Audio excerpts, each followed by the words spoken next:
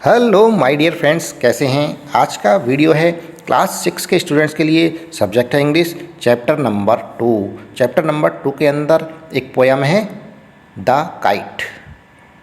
हनीशकल book का नाम है। आज के वीडियो में द काइट का line to line Hindi translation और Hindi meaning of difficult words cover करेंगे। लाइन टू लाइन हिंदी अर्थ और कठिन शब्दों के हिंदी अर्थ देखेंगे, पढ़ेंगे और सुनेंगे।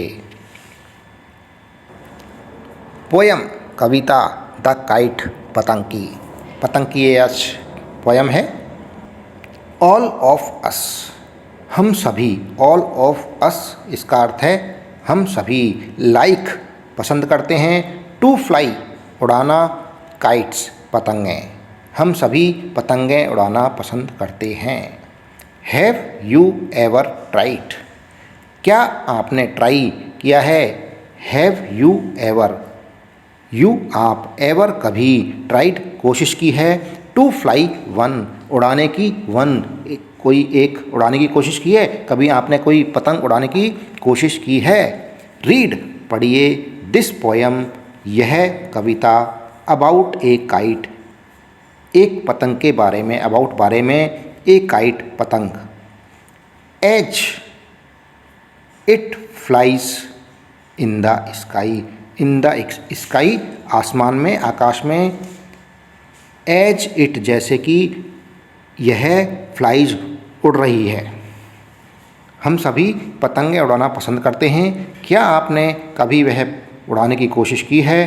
पतंग के बारे में इस कविता को पढ़ें जैसे यह आसमान में उड़ रही हो। How bright on the blue, on the blue नीले पर या नीले आसमान पर। नीला क्या है, ऊपर, हमारे ऊपर आसमान है, आकाश है, इसलिए यहाँ कहा है नीले आसमान पर। हाउ ब्राइट कितनी चमकीली। इज ए काइट एक पतंग है। व्हेन इट्स न्यू जब यह नई है। अर्थात नीले आकाश पर एक पतंग कितनी चमकीली लगती है जब यह नई होती है। With a dive and a dip, with a dive एक गोता के साथ, एंड ए डिप एक डुबकी के साथ। गोता और डुबकी, पतंग क्या करती है, ऊपर नीचे होती है तो गोता लगाती है, फिर नीचे चली जाती है, फिर ऊपर चली जाती है। तो डाइव एंड डिप, गोता और डुबकी लगाती हुई। इट स्नैप्स यह फड़फड़ाती है। स्नैप्स यानी फड़फड़ाना, फर्राना, आवाज़ आती है पतंग में, एकदम से हवा के साथ नीचे आती है फर्र की तरह। इट स्नैप्स फर्राती है। इट्स टेल इसकी पूँछ, टेल यानी पूँछ। Then soars like a ship with only a sail, then तब soars उठती है ऊपर की ओर, like a ship एक जहाज की तरह। कौन से जहाज की तरह, with only a sail केवल एक पाल वाले शिप की तरह, जिसमें एक पाल होती है, जिस शिप के अंदर एक पाल होती है, उस शिप की तरह ये सोर्स ऊपर की ओर उठती है। As over tides of wind it rides, as over tides of wind it rides. As over tides, tides यानी ज्वार या प्रवाह, ऑफ विंड्स हवा का, हवा के ज्वार या हवा के प्रवाह के साथ। इट राइड्स यह यात्रा करती है। जैसे जैसे हवा चलेगी तेज, वैसे वैसे ये काइट ऊपर की ओर उठेगी। हिंदी अर्थ देख लेते हैं। गोता और डुबकी लगाती हुई यह अपनी पूँछ फड़फड़ाती है, तब केवल एक पाल वाले जहाज की तरह ऊपर की ओर उठती है। हवा के प्रवाह के ऊपर यह यात्रा करती है। Hindi meaning of difficult words, कठिन शब्दों के हिंदी अर्थ हैं। जो टॉपिक अभी हमने पढ़ा है उसके डिफ़िकल्ट वर्ड्स के सारे हिंदी मीनिंग हैं।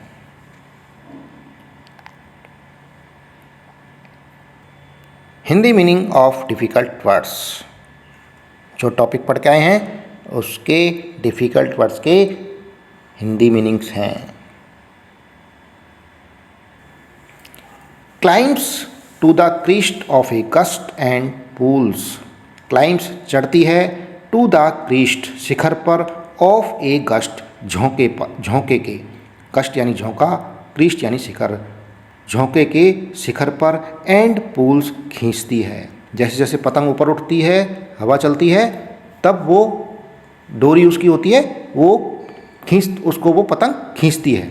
देन तब, सीम्स प्रतीत होती है, टू रेस्ट आराम करती हुई, as wind falls, as wind falls जैसे हवा गिरती है। पूरा हिंदी अर्थ है, एक झोंके की शिखर पर चढ़ती है और खींचती है, फिर आराम करती हुई, सीम्स होती है, प्रतीत होती है, जैसे ही हवा गिरती है, एज विंड फॉल्स, फॉल्स यानी गिरना, विंड यानी हवा।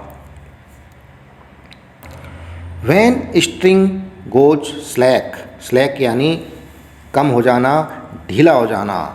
व्हेन जब, स्ट्रिंग डोरी, गोज स्लैक ढीली हो जाती है, जब डोर ढीली हो जाती है, you wind it back, you wind आप उड़ाते हैं, इट बैक वापस से, एंड रन दौड़ते हैं, अनटिल जब तक कि नहीं, a new breeze blows, a new एक नई, ब्रीज ब्लोज हवा के बहने तक, जब तक एक नई हवा नहीं बह जाती है तब तक हम इसे उड़ाते हैं और दौड़ते हैं। हिंदी अर्थ है, जब डोर ढीली हो जाती है आप इसे वापस से उड़ाते हैं और एक नई हवा के नहीं बहने तक दौड़ते हैं। ब्रीज यानी हवा।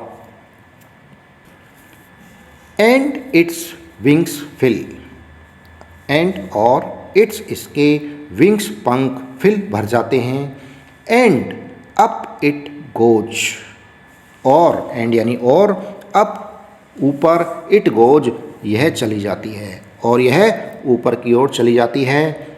How bright on the blue, कितनी चमकीली होती है, ऑन द ब्लू नीले आकाश में। इज ए काइट, एक पतंग है, पतंग होती है, व्हेन जब, इट्स न्यू ये नई होती है, और इसके पंख भर जाते हैं और यह ऊपर की ओर चली जाती है। नीले आसमान में एक पतंग कितनी चमकीली होती है जब यह नई होती है। बट ए रेगेडर थिंग, बट परंतु, ए रेगेडर यानी घिनौनी, थिंग चीज़, जो एक घिनौनी चीज़ है वो क्या है, you never will see, you आप, नेवर विल सी, सी यानी देखना, नेवर यानी कभी नहीं, जिसे आप कभी नहीं देख पाओगे वो क्या है। व्हेन जब, इट फ्लैप्स फड़फड़ाती है, ऑन ए स्ट्रिंग डोरी, स्ट्रिंग यानी डोरी, डोरी के ऊपर जब डोरी में बंधी हुई है, इट फ्लैप्स या फड़फड़ाती है, in the top of a tree, एक ट्री के टॉप के अंदर, एक पेड़ में ऊपर फंसी हुई, फंस जाती है।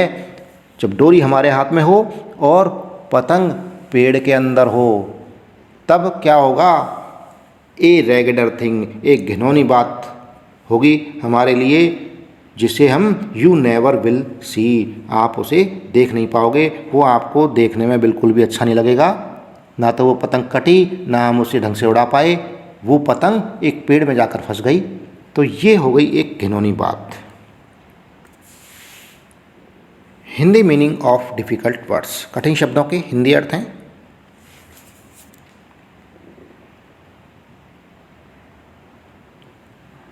Hindi meaning of difficult words, कठिन शब्दों के हिंदी अर्थ हैं। जो टॉपिक अभी पढ़ा है उसके डिफ़िकल्ट वर्ड्स के हिंदी मीनिंग दिए हुए हैं। फ्रेंड्स, इसी के साथ में ये वीडियो समाप्त हुआ। जो चैनल पर नए हैं चैनल को सब्सक्राइब जरूर कर लें। वीडियो पसंद आ रहा है वीडियो को लाइक अवश्य करें। थैंक यू, धन्यवाद।